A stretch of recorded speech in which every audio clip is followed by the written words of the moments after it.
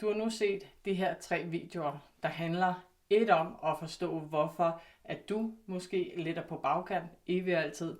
Måske det givet dig en forståelse, hvorfor andre er det. Det har givet dig en forståelse af, hvordan kan det være, at der er nogen, der er meget firkantet, og hvor du dårligt nok kan træde ved siden af. Hvorfor de har det sådan, eller hvorfor du har det sådan. Og den tredje og sidste, altså hvad vil det sige, når det er, at vi er på overarbejde i forhold til andre, hvis du har det sådan, eller hvordan er det, når du er sammen med mennesker, der er enormt optaget af at gøre noget godt for andre, og måske glemmer sig selv.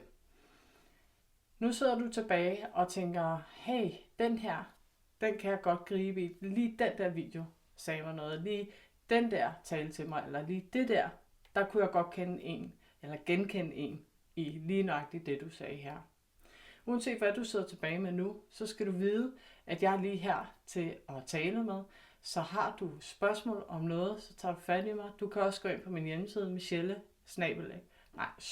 det er min mail, michelle@opiola.dk.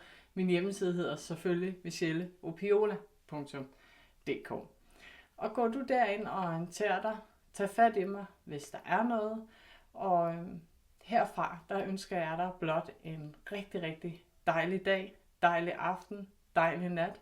Uanset hvordan tiden er for dig nu, så håber jeg og ønsker jeg for dig, at det er ligesom det skal være.